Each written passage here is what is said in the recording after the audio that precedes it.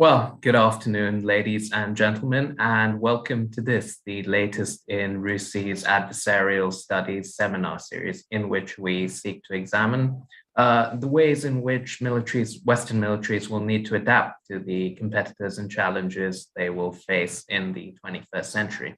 I'm Siddharth Kaushal. I'm a fellow here at the Military Sciences team, and today it's my great pleasure to welcome William F. Owen, editor of the Military Strategy magazine, who will be talking to us not as in previous seminars about a specific threat or a specific competitor, but rather about how we think about and plan for the threats and competitors we may face. In recent months and years, the fact of Russia's war in Ukraine has in many ways lent a degree of much needed strategic clarity to European planning processes and Western planning processes. And it's also created perhaps a consensus that future capability generation should be, if not necessarily threat-based, certainly threat-informed. Some of the logic of the idea of threat-based planning certainly seems to be re-entering the discourse of senior policymakers and strategists. Our guest today, however, slightly dissents from that consensus in some ways and has a number of crucial points to be made about the fluidity of the future of the foreign policy environment within which military capabilities will necessarily be fielded, and the dangers of trying to anticipate and therefore optimize for a specific threat or a specific type of war.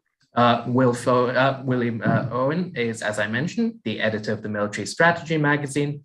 He has served in the British Army from 1980 to 1993 in both the regular force and the reserves, and has since then maintained a relationship with the field of military science in a number of roles as a commentator and an analyst, amongst other things. So first of all, Will, thank you very much for making the time to do this. We really appreciate it. We will be running today's discussion is essentially a three-way conversation between myself, Wilf, and you, the audience. So essentially, if you have any questions for the speaker, please put them to him in the Q&A in the bottom center of the screen, and I will put them to our guest for the day. So with that, just to kind of kick us off, Wilf, if you could kind of lay out in brief your case against an excessively threat-based focus to force generation and military planning. Yeah, I think it's a bit of a false dilemma to say that there's threat-based thinking and capability-based thinking, which is certainly a position that has been articulated. I mean, from a personal perspective, when I joined the army and was based in Germany, we were there solely to deter the Russians. We had a set piece of terrain. We had a set mission which didn't vary. All the formations and units knew exactly where they were going to dig in at the beginning of the fight. We maintained high standards of readiness. We also maintained a phenomenal amount of threat-based expertise. I mean, down to the fact that even quite junior members of a unit would be aware of how the Soviets would form up to conduct an attack, how they would dig in defense. Armored fighting vehicle recognition was a ready skill, down to some quite pedantic levels of detail, nauseatingly so. So I grew up in a threat-based army, and I well remember the confusion when the Cold War ended, or that the Soviet Union imploded. Everyone standing around with their hands in their pockets saying, well, what do we do now? Almost immediately there was the Gulf War. Well, that wasn't the Russians, but all the skills that amassed to fight the Russians stood everybody in extremely good stead in the Gulf. There'd been the Falklands, which was fairly out of left field, though not as far out of left field as some would imagine. And again, what stood everybody in good stead for both those conflicts was just good, solid training that wasn't necessarily threat-based. Now, I absolutely understand there's a policy, there's a very attractive policy position to say North Korea, Russia, China, however you want to articulate that is the threat. So that's how we should train to fight against. And I can agree with that. But my heretical leanings are then to say, okay, so what? If I'm not based on a particular piece of ground waiting, in other words, if I'm not in the Baltics waiting for the Russians to invade, how does that actually affect my day-to-day decision-making in terms of things like readiness, procurement, training, and even if you didn't have a specific threat, you would still have to invest in all the things to make you ready to fight. Because, and I've said this before in various RUSI forums, that you won't, as an expeditionary-based army or as a modern army, you probably don't know where you're going to fight, you don't know when, and you don't know why, but you absolutely have to be competent as to how. No, and there's a lot of very fair points you raised there, but I just want to pick up on two things. The first is that you don't know where and when a bit of this, but I think you kind of touched on it, right? You do at least know what the most consequential threats you're trying to deter are at any given time. During the Cold War, there were things that threw policymakers off kilter, the Falklands, for example. But there was actually 50 years of stability in what the most important threat was, the Soviets punching through the folded gap. So I guess one argument for optimization someone might make is, okay, you can't plan for everything, but you can prioritize. And that's what threat-based planning helps you do. Yeah, I mean, again, I have a sort of pet theory that 1BR Corps, in other words, the British Army being based in Germany, in many ways broke the British Army intellectually, but made it from a practical standpoint. I mean, it broke the British Army intellectually because the army didn't have to think about real heavy lifting questions. It was given a clear mission. It leaned into it heavily from 1963 onwards. Everybody was nobody was more than 200 kilometers. Nobody lived more than 200 kilometers away from where they were going to dig in and face the Russians. You had to have 2 weeks ammunition and fuel ready to go, regardless of nuclear consequences and things like that. So everybody was relentlessly practical. That was great, given the existence of a very clear threat. But once you move away from that, then confusion can reign, because given the piece of terrain that the British Army was allocated in Germany, then there was a decision made as to force structure. That decision stayed in place for a very long time. I mean, it varied by one division or where divisions were and how the divisions fought and organized. But, you needed basically 4 armored divisions to control that piece of ground or to make it near impossible for the Russians to punch through. It did present a lot of very set in fact issues. If you don't have those set in fact issues, if those don't exist, those become real constraints. No, absolutely. And I think a key sort of bit of this is the fungibility of skills, right? The underlying characteristics a force needs to build in order to adapt to rather than anticipate the future operating environment seems to be what you're suggesting and what you've suggested in previous work you've written with us. Could you run through what some of those characteristics are, in your opinion? Yeah, I mean, I think you've got to. I forgot. I think it was Henry Wilson said in 1906, or back before the First World War. There is no military problem to which 6 divisions is the answer. So you've got to set your force structure around what you can afford. Now, Colin Gray, who I knew well, said you spend as much money on defense as frightened as you are. Your level of defense spending comes from your level of fear. And as an Israeli living in Israel, I mean, I live that reality every day. We spend whatever it is, 5 to 8% of the budget of GDP, depending on how you slice that cat, on threats. But fundamentals still apply. So if you want to, if you're going to spend whatever on defense, then spending it wisely is absolutely critical. So being able to deploy at speed, being able to deploy the relevant balanced formation, which might not be optimized to do any one job, but will not be too far wrong in terms of any job you might give it. I mean, the U.S. Marine Corps is an extreme example of an organization that's really tackled that problem in recent times in terms of its role and what it does. But we're not that different, and there have been. I mean, dating back quite some time, there were discussions as to, if you had to drive an armored brigade off, out of Tidworth and be in Kiev in 3 or 4 days' time, could you do it? If you could, is that a capability you want? If you can afford to do that and it's a capability you want, can you resource it in terms of time, training, training areas? I mean, exercising a brigade is not a trivial thing. And if you do, what else does it buy you in terms of general military relevance? I mean, a lot of this can be boiled down to one simple word, which is readiness. It's to pick the thing you have to do and then be ready to do it. No, that's a very fair point. And I just want to pick up on the US, well, two things that I think can link together. The Colin Gray point about how scared, what you're willing to spend is based on how scared you are. And the US Marine Corps, which is now, it seems to me, shifting from that balanced force into a much more, in many ways, threat-based force, a very China-optimized force.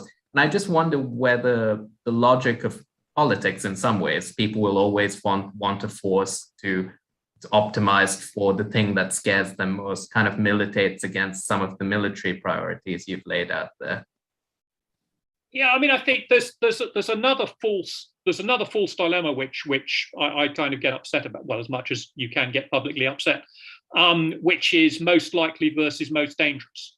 And my point is, I'm really not worried about the most likely. I'm worried about the most dangerous. The most likely event in a fast jet is an engine fire. The most dangerous thing is having to, is to need to eject. That's why you have ejector seats to stretch a point, I suppose. But no, I mean if you, generally speaking, if you lean towards the most dangerous, that will give you the capability spread and the training spread and the general performance spread to address all the most likelies. And without getting very conceptually abstract, it's kind of hard to think of an area where being prepared for the most dangerous leaves you high and dry in terms of being prepared for the most likely. I mean, the reason this question gets asked is only because of cost.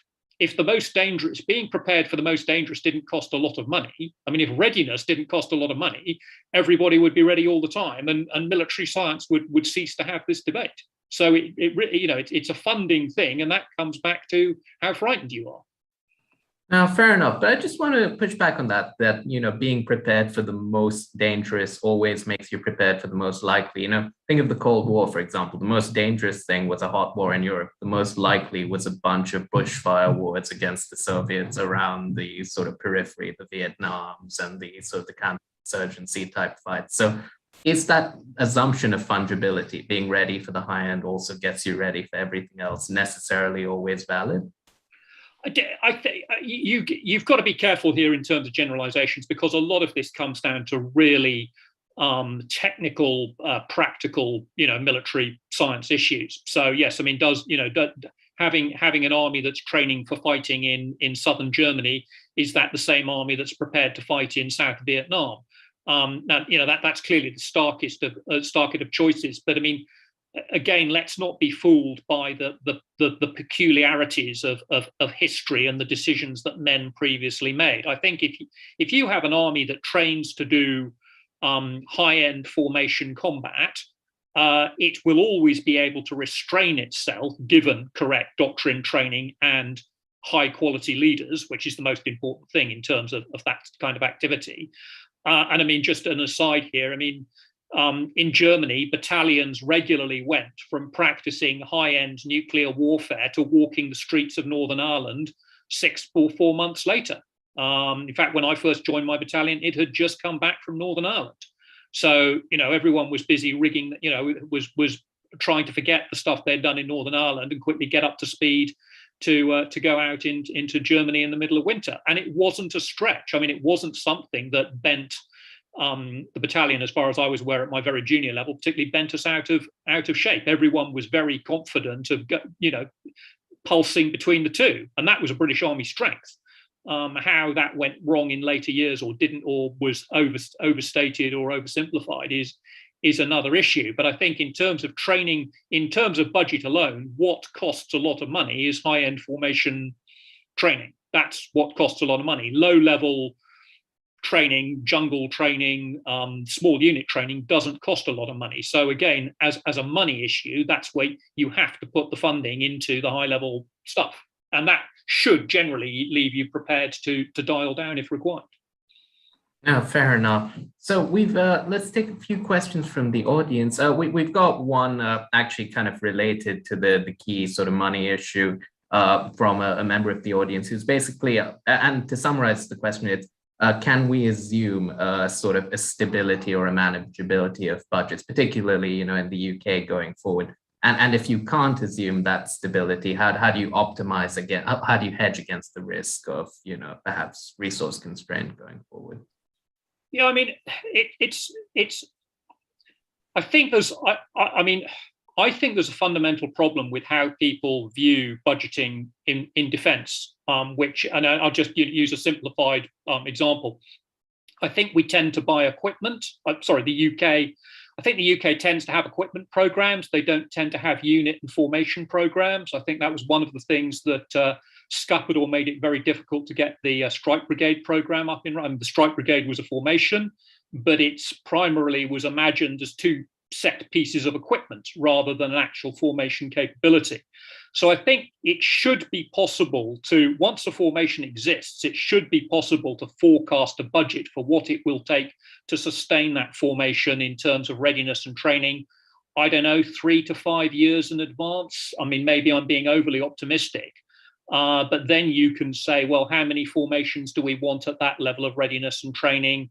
As opposed to, we're going to go out and buy a piece of equipment, which exchange rates may undermine. And then there is a whole issue of, well, how good does the equipment actually have to be? Or how, in terms of UK armour, one of the major constraints in terms of the heavy vehicle programme was always going to be the unit cost of a main battle tank. I mean, main battle tanks aren't going away, they're just becoming potentially unaffordable in terms of flexibility. I mean, they'll always be useful. Battleships were incredibly useful up until the day the last battleship was, in terms of their 40 years of existence, the last battleship was decommissioned. They were immensely useful and they were very, very hard to sink. They just, had priced themselves out of the market. So I think budget stability is something that's achievable if you work on it in terms of saying that, you have set amount of money to get a set amount of performance. I think if you say I'm going to have a set amount of money to buy a piece of equipment, that becomes far more problematic. But on the other hand, it is something that's easily imaginable and people can, focus on equipment far more precisely than they can focus on formation capability. Absolutely. So I just want to pick up on the affordability question, though, because I feel like this is the one area one might quibble with the idea that readiness is one of those things that you always want more of. It comes at a cost, and oftentimes that cost is offset by shrinking the force, right? Even the Russians did this post Dukov, and now they're sort of paying a price in Ukraine where they don't have that mass army they used to, which they might well need. So is it better to, does readiness come at a cost to the overall size of the force? And is that cost always worth paying, I suppose, would be the question I put. Yeah, I mean, I would have to reference Israel as not as the benchmark, but as an example, to say it really depends entirely how you imagine readiness. I mean, in 1BR Corps maintained an incredibly high level of, or at least in theory, unless challenged, maintained an incredibly high level of readiness where you should have been able to be, from the balloon going up, as it were, you should have been able to be in your vehicle and out of the barracks in less than 4 hours. That was rehearsed. That can be tested. That could be tested across a whole force. Again, taken away from a specific deployment against a specific threat, that becomes a lot more challenging in terms of trying to decide where you draw that line. And I think the really intriguing point, is readiness isn't about just a fully fueled vehicle and having everybody on camp. It's that everybody is trained. Nobody requires any further training to go and do the job you're going to ask them to do. So that's, readiness, it costs you to get there and it costs you to maintain it. I think you then have to make a judgment as to how much money you are going to spend to keep a percentage of the force at that high readiness, and how much money you are then prepared to expend to bring the rest of the force up there. I mean, there's some quite intriguing things to do with shipping and deployment, which is there's no point in having, let's say we had let's say you had 6 brigades in the UK. Well, if you can only ship one and it's going to take the ships 2 weeks to turn round, then all the others can be at a lower state of readiness. And this isn't me being insightful. This is blindingly obvious force generation stuff, which PGHQ and other smart people do all the time, or at least I'm assuming, in my ignorance, I'm assuming they do. So yes, you can have you can have formations at high readiness. You can alter that because it's good for units to spend periods of time at high readiness. But again, you ultimately come down to the overall size of your force. And if you look at the traditional sort of Soviet Union, where they had category 3 divisions, which had 25% manning, I think there's a point at which the theory falls away to dust. I think there's a point at which readiness just, if you don't maintain it at a certain level, yes, it sounds good on paper, but it really becomes completely meaningless. And Israel has the ability to generate. 1973 is a really good example, where it was almost generating its reserve too quickly to resource it. So more people were turning up to assembly points than there were vehicles ready to go. Now, it's never going to be smooth and it's never going to be friction-free. And a lot of Western defense thinking is always built on this rising period of tension, as opposed to suddenly there's a war. So again, how you manage those levels of readiness are all good questions. But the point is, these things are all measurable. You can test these assumptions, using logic and performance and training. These are not unknowable things. And the time you have to be suspicious is when the voodoo economics creeps in and people are telling you that, well, it costs, this figure, it costs because it just costs what it costs. And that's where readiness becomes a really good screwdriver to burrow down into the detail of, well, why am I paying so many millions a year to store petrol in this facility if I can't distribute it quickly enough to, achieve X or Y goals, just as a random example. So yeah, readiness, I have yet to see a tool better than readiness. Even if you put scale there as a challenge, readiness enables you to understand scale, I would say. No, that's fair enough. So we've got through one sort of key characteristic of a force that can both meet high and adapt in an agile way. What are the other sort of characteristics you would say sort of are central to a force that sort of meets the requirements of future operating environment? But to be absolutely brutal, I mean, people say about lethality, which I always think is a bit of, the point is you win battles and campaigns by inflicting casualties in very, very general terms. I'm a Clausewitzian, so as to means there is but one combat. So the ability to actually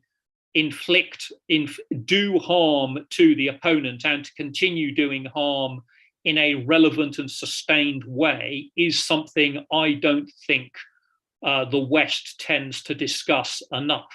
I think I think it doesn't get discussed because there's a certain amount of well, yes, it's obvious, isn't it? And I would suggest it's probably not that obvious.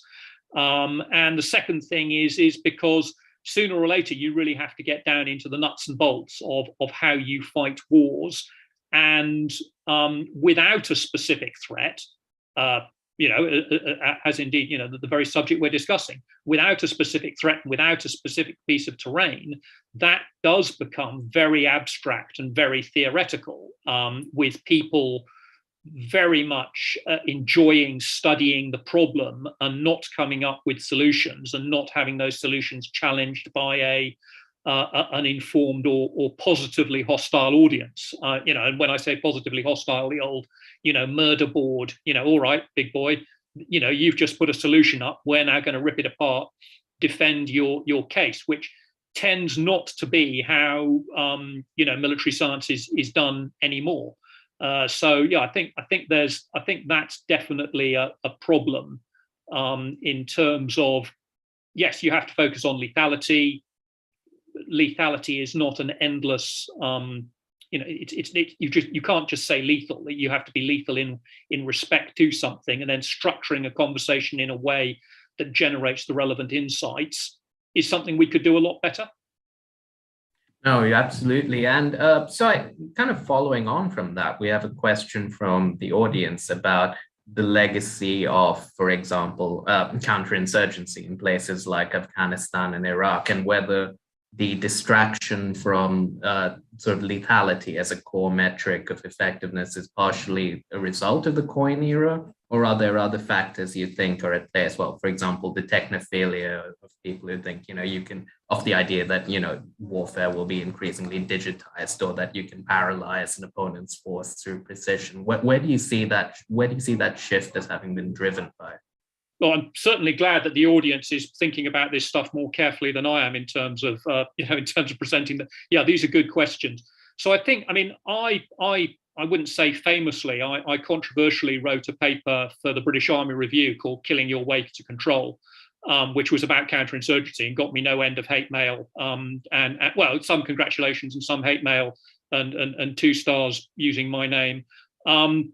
The point was, we should never have been in that debate. You use military force against military force. So if you deploy a military force, you deploy that military force to exercise a degree of control. That control is enforced by killing or capture or detention. And in terms of defeating an armed opposition, if the policy objective was met by breaking the will of the enemy to persist, then that's what counterinsurgency should focus on. If the policy objective cannot be met by defeating the enemy, then you've probably got the wrong policy. And this is where you get into one of these, I hate saying wicked problems or whatever they're called, but no, if there's 2 entirely different arguments, which is, one is, can you beat an insurgent on his own ground if you're correctly sourced and you have the right intelligence? Yes, of course you can. You can outperform an enemy as a predator. Will that render the policy position that your government wants? No, it might not.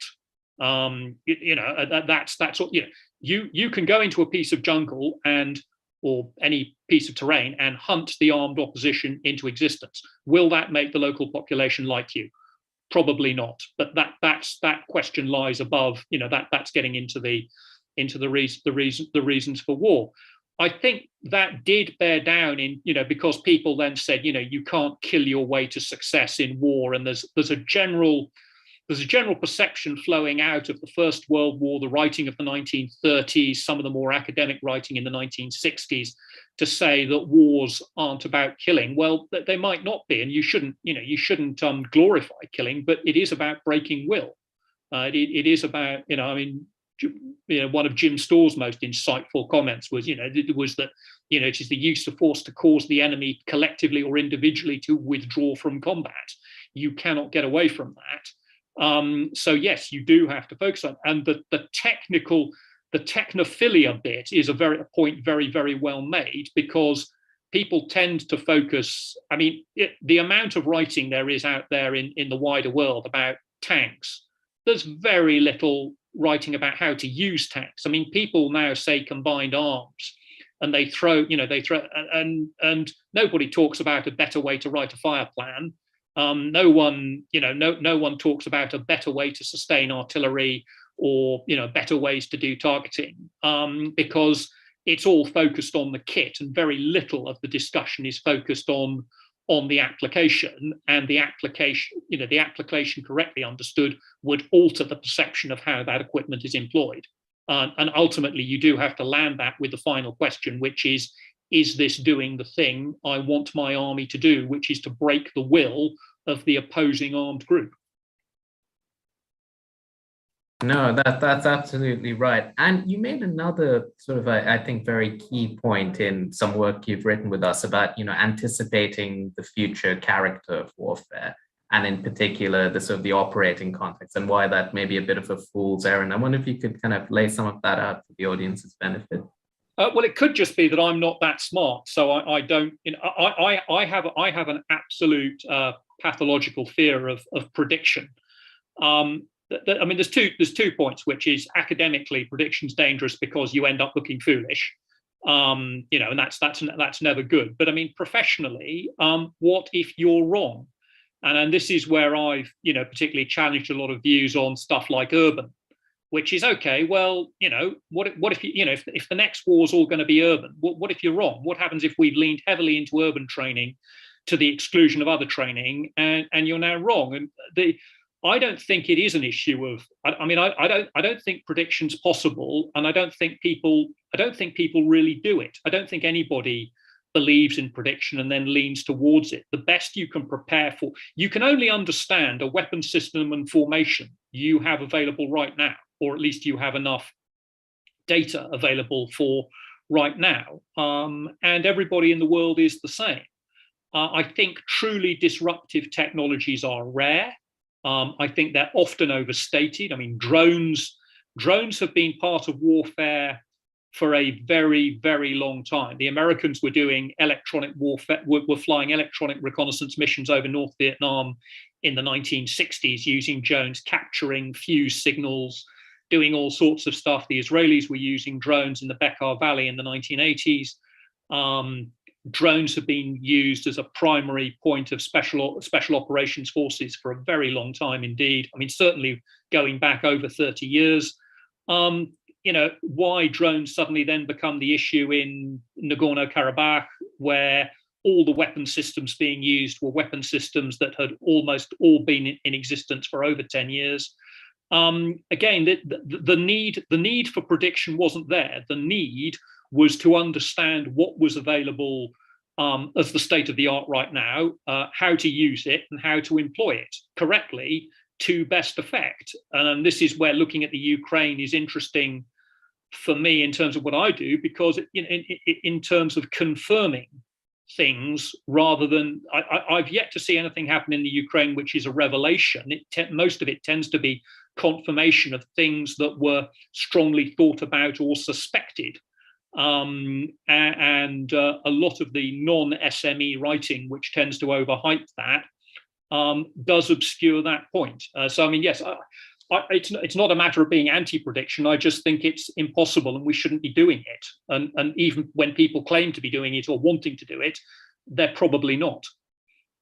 Yeah, and I mean, I'm just instinctively in agreement with that sort of view of things, right? That we're always on the cusp of the next revolution, and actually most of what we see is quite evolutionary. Most predictions don't pan out.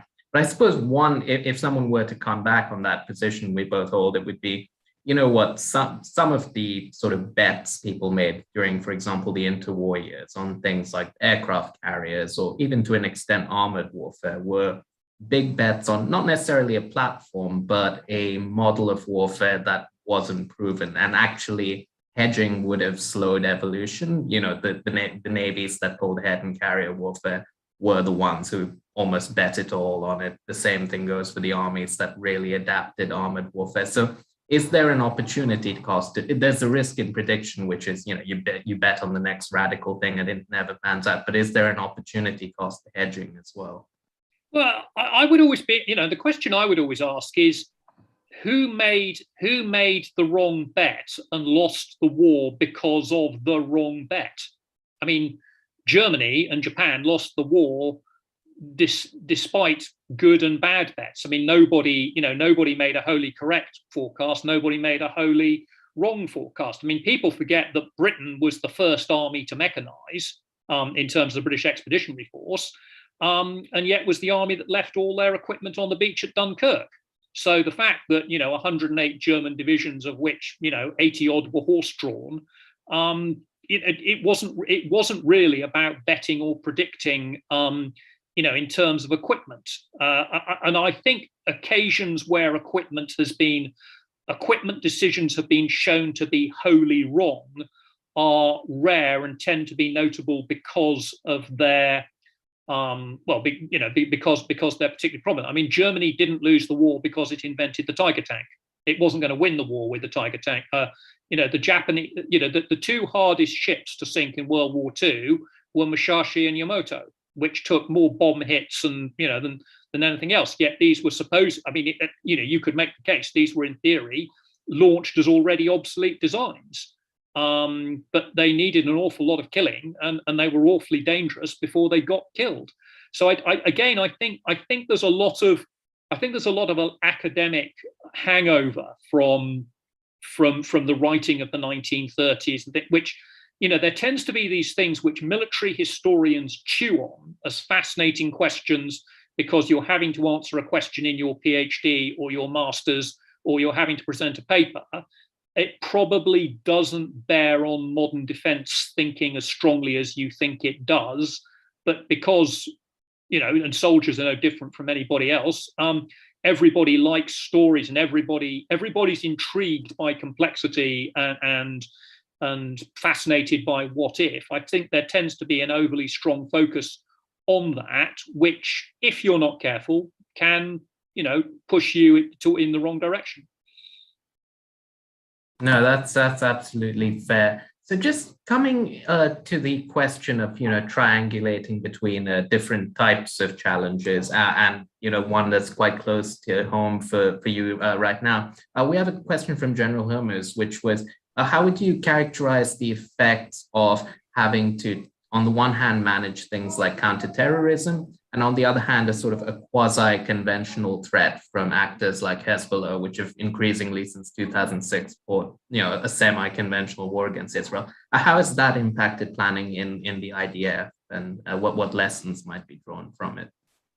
Well, I think one of the very clear lessons from 2006, which was a bit of a horrible shock for a whole number of reasons we won't go into now, which was that the enemy doesn't have to be that good to force you to fall back on absolutely everything in your back pocket.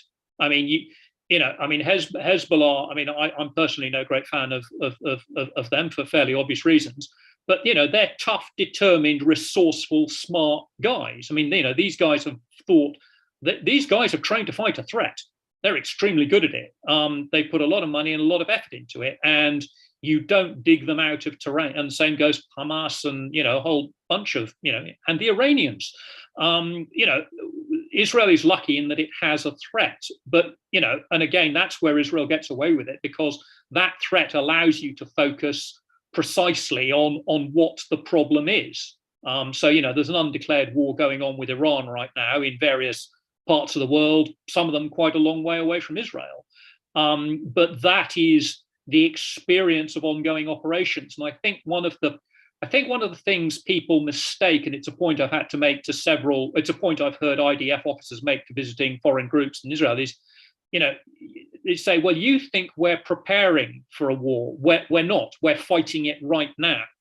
And there's a very good presentation done by an Israeli military thinker called Ido Hecht, which is basically, paraphrase, it's 70 years of war.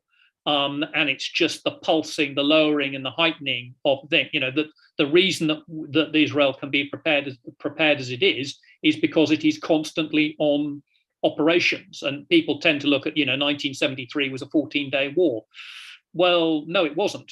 Forces deployed to the Golan Heights in 1973 were still there, in some case 8 months later, still conducting operations. They just weren't doing a lot of shooting. The end of the 67 war led seamlessly into the war of attrition. So constant operations, constant readiness leads to high levels of preparation. And in terms of the UK, I would say Northern Ireland is a really good example of that. An army that was constantly prepared for what it was facing, more or less, because it was constantly doing the job. And that's where you have to be careful from is there ever really a true peace, or is there just a longer period of reduced operating capacity? And again, that's a Cold War problem. The X numbers of years of non-high-end formation warfare might actually have led us down some blind rabbit holes, and you could well be unaware of them. Yeah, no, it's very much that logic of the campaign between wars as they describe it now in Israel, right? And in terms of how, well, Israeli thinking on the subject has evolved, but also how they kind of meet the challenge, you would think that sort of operating, that sort of persistent operating tempo, A, does it sort of grind on readiness for the really high-end fight? And if not, how do they avoid that? And B, in terms of a focus on processes rather than, more decisive change, does a sort of a high and persistent operating tempo kind of help or hinder that? Does it kind of keep people focused on the 6 inches in front of them, or does it actually give them experience that can actually that can actually drive more necessary long-term changes, in your opinion? Well, I mean, one is there is the routine security activity, which is completely ongoing. And units cycle through routine security work. And then there is the training burden. And those two tend to be entirely separated. So there are the units that, that there are essentially three things going on. There is preparing to fight a serious war, routine security operations, and training. And the IDF is not surprisingly quite skillful at shuffling those around. I mean, it's not a seamless system. And people, I'm the first person to say, someone pitches up in Israel and says, show us the shots with laser beams on their heads and the secret source. And I go, there is none. This is a far from perfect system. The best you can do is observe it and take away the lessons you think are relevant to you. Attempting to copy it or emulate it you will come unstuck, and unless you are prepared to replicate it to the nth degree, and unless you have Israeli culture, you will never have an Israeli-like army. And that's where I think it's far more sensible, perhaps, to look at people like Finland and Sweden. I think Finland is understudied, needs to be more studied as a culture that's probably more in line with Northern Europeans in terms of conscription and how they might go about doing things than perhaps the Israelis. That's it's not to say that there aren't there's a certain degree of cooperation and awareness between Israel and Finland for fairly obvious reasons. No, yeah, that's fair. And I suppose one characteristic is, which you've alluded to several times, that the Israelis do really have in their security environment, and perhaps to some degree share with the Finns, is a real stability of expectation, right? They do know what their pacing challenges are, because there's very little slack. So that kind of links neatly to a question I've got coming in from the audience about how to guide future procurement in particular, and things like equipment procurement. How do you ensure that there's a degree of stability in sort of shared expectations between policymakers and the military, given that the former can quite quickly sort of call upon the military to do things that perhaps they weren't really preparing to do? How do you kind of drive the process? I mean, this is kind of a pet project of mine. I mean, I would stop. I'm being deliberately overly radical in an almost impractical sense just to make a point. But I mean, I would stop doing equipment procurement and I would start doing unit procurement. I mean, or formation procurement. In other words, doing properly integrated. So you don't buy tanks and radio sets separately, and anybody, I'm sorry, you can't. You can fit a modern radio set into almost any vehicle you want. I mean, there are companies that specialize in doing it, but we focus far too much on things like tanks and armored personnel carriers and rifles. Radio sets and rations are just as important, but just don't get the coverage. And in order to ensure that you're leveraging the best potential out of that, that's why I would say stop having equipment programs. Start looking at formation capabilities. I think strike, which was very dear to my heart for various reasons, I think that was that got ultimately undermined because of money and a failure of an equipment program, a failure of two equipment programs. So if you'd had a formation program, it would have been a matter of then choosing other equipment to go into that, and perhaps not even pursuing that until you'd had the equipment vision already scoped out. And I mean, again, it's wrong to overly focus on. I mean, with, I mean, I don't want to get into the minutiae of defense procurement, but Ajax has the controversial Ajax vehicle has a particular sensor on it, which is, in my view, far more important than the vehicle itself. And that sensor can probably be fitted into a fairly austere, simple and cheap vehicle and still render, given a good communication system, can still render, world-class service whilst removed from a 44-ton tracked vehicle. So, I mean, again, I think there's a whole area of study to be looked at, and again, that speaks to threat, but it doesn't speak to threat in terms of you are coming up with unique capabilities to fit unique threats. You are coming up with general unit performance capabilities or formation performance capabilities or ability to do stuff which will have the most general utility to you as a military power. And then you track back onto, how do you keep it at readiness? How do you train it? How do you deploy it? How do you sustain it? All of those things will be the same, regardless of, the threat in inverted commas. No, that's fair enough. Although, do you really escape the the issue of kind of, as you said, optimizing for a unique threat by focusing on formations? Because in some ways, the structure of the formation always ends up being linked to the role for which you envision it being used, right? A Russian BTG is built the way it was because the Russians envisioned a war of shallow penetration against NATO, which they never really got, and instead they got asked to do something fundamentally different. Today, the littoral brigades that the US Marine Corps is building, is clearly, they're structured clearly for a very specific thing within the first island chain. So don't those units always end up being sort of optimized anyway? Yeah, I mean, again, you can shave with a hand axe if the hand axe is sharp enough and you're skilled enough as an employer. I mean, you raise the point of the battalion tactical group. That is an extremely good example because, I've long looked at the battalion tactical group and gone, why, oh, why would anyone do this? And it's when you burrow down into the application side of, okay, so how do I march this? How do I refuel it? How do I disperse it? How do I do a passage of lines? In other words, how do I use this as an applications guy? How do I employ a number of these things to achieve a mission? That you begin to understand its strengths and weaknesses. And that comes down to, you start with a formation and then you go out and train rigorously with it. You don't sit there and admire it.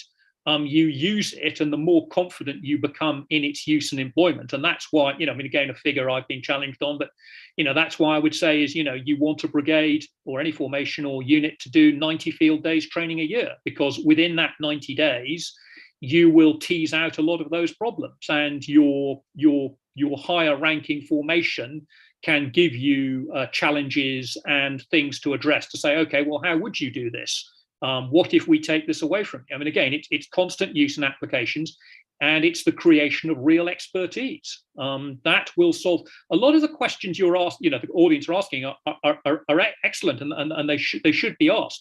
But there's also the point is that these questions have become normal to ask because the organizations in which these questions are being asked probably aren't operating in the way that they should operate, that would address those questions in a way that would most usefully generate an answer or insights. I mean, answers may be impossible, but at least you would get the insight. No, I mean that's a very fair and very sort of important set of points. So just coming into the back to that question of how you essentially build tacit knowledge within sort of units rather than rather than building around bits of kit, and so the qualities by which the effectiveness of the unit should be measured. I know you've written that the third one for you is the question of protection and the sort of the subject of the kill chain. I wonder if you could just expand on some of your thoughts on that for the audience. Well, yeah, I mean, it's there. I think it was Jack Watling at RUSI who said about the sensor-soaked battlefield, which was certainly one of those like cyber your way across a river or tanks are like dinner jackets became one of those the buzzword bingos of the day. I mean, Yeah, there is an aspect to the sensor-soaked battlefield. So if the battlefield is sensor-soaked, you need to be small and you need to be very hard to find. You need to be cockroaches, not raccoons. Probably an unfortunate analogy, but you need to be able to scuttle away and hide and disperse. You need to be able to come together quickly, march coherently, then disperse again and sustain. And I mean, again, these are all, this sounds sort of wonderful just to throw away at the screen, unless you actually know how to do it. I mean, unless you actually physically know how to command a formation to do that, then, it's all for naught. But the reason why I'm not a fan of kill chains specifically, but the reason of using fire and maneuver and using, being able to call for fires and then exploit the result of that call for fire. So in other words, a kill chain pretty much imagines that you find a target, you alert, you get somebody to kill the target. Well, the big thing is that you do something as a result of having killed that target, which would be generally maneuver to find another target to create a virtuous cycle of, which is getting you the operational result you want. Its signature is a big part of that, and that's probably, in my view, the lowest hanging fruit in terms of future formation capability, is getting a affordable force for a signature. You could just have a very big, heavy armored force. All IFVs, all main battle tanks. A very physically heavy force with a very high signature, very high electronic signature, very high noise signature, very high ground signature. Or you can look to reduce all of those things and leverage networks and sensors and long range fires in a better way. As I say, I mean, I'm not arguing one against the other. I'm really arguing for a more informed discussion to examine those things, because I think that's where you're going to get best use of funds, and best use of funds means highest readiness, and highest readiness means greater effectiveness. I mean, ultimately, it's all practical, good practical stuff that can be measured.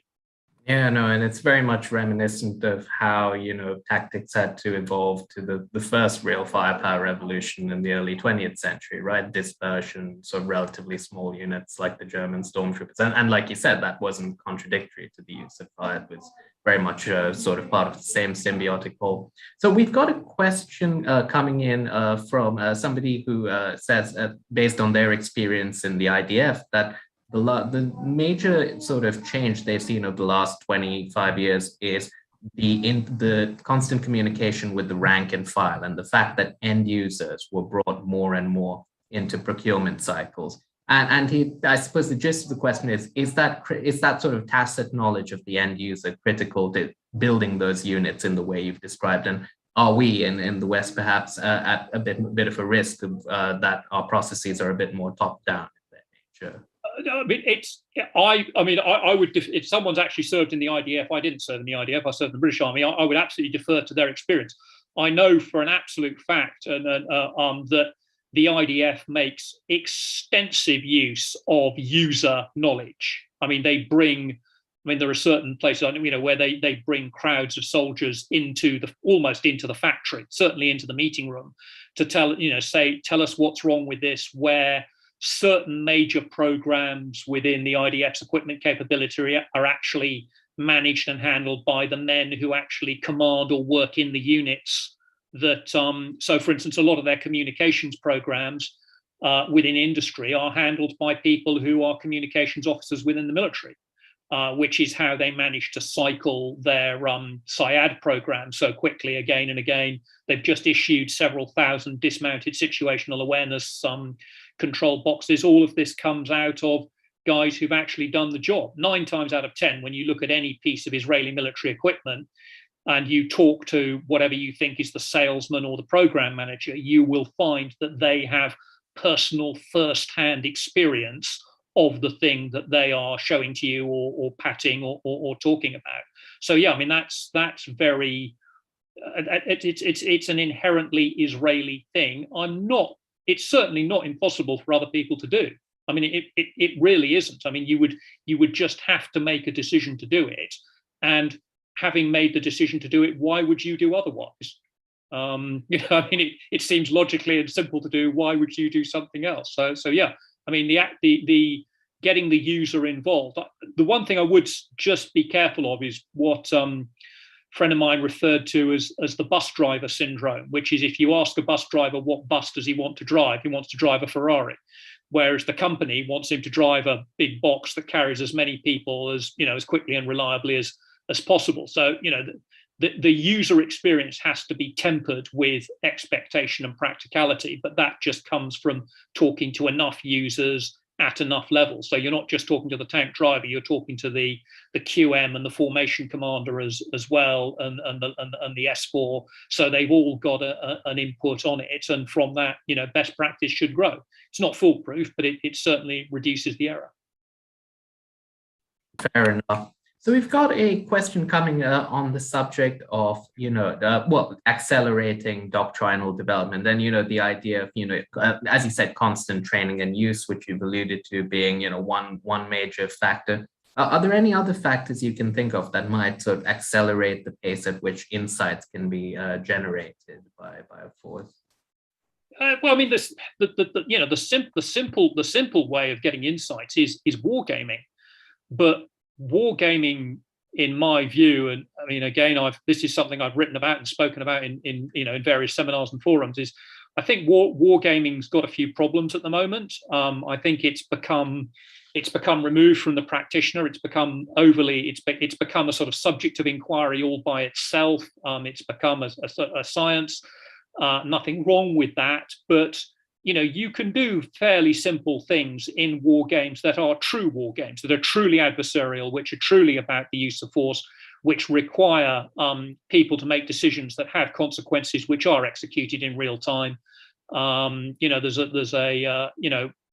War games should use real maps, real formations, real people, and real timings, and real logistics and real staff data, and from that you will get insights. On the point of doctrine development, which I'm not sure was part of the question, is, I mean, I think we need to stop. Well, I don't know about we. I mean, I say, the British, from the doctrine work I've done with the British Army, I think doctrine's slightly in danger of turning into a cult. Doctrine merely means what is taught, and what is taught is only of use if it's applied to what is done. So doctrine is really all about doing. It's not about. There's almost a sense that doctrine's become about publishing, that it's become about writing and producing material that is called doctrine, whereas doctrine is really all about doing. And I don't care at what level. I mean, core level warfighting. I've got core level warfighting manuals. I've got several of them on my bookshelf. They're all still about doing, and there's absolutely no point in putting anything into doctrine that you can't write a set of orders for and do. And ultimately, in terms of wargaming is understanding the consequences. In terms of insights, is about understanding the consequences of two competing sets of written or verbally delivered orders, and then applying that to a piece of ground and equipment capabilities to see what the actual outcomes are. I think this is all relatively simple to do. It's very easy to talk about. Human organizational inertia gets in the way, and that's why it doesn't happen. So it's a bit that it's more down to the skill of the individual than the skill of the organization, I'd say. Yeah, no, and then like you say, that the necessity of narrowing that gap between what's the theoretical element of things and praxis is kind of vital, as we're seeing with the Russians, who have an extraordinary elaborate doctrine and apparently can't operationalize any of it. Absolutely, yeah. But listen, Wilf, this has been an absolutely fascinating conversation, and I'd quite happily do another hour, but I do recognize that we're at the hour of the hour you offered to give us. So first of all, thank you so much for making the time to do this. It's been a very illuminating discussion. And thank you to everyone in the audience, both for your attendance and for your very insightful questions. I hope to see you at future seminars. And with that being said, a digital round of applause for our speaker. Wilf, thank you so much. Don't know how that works.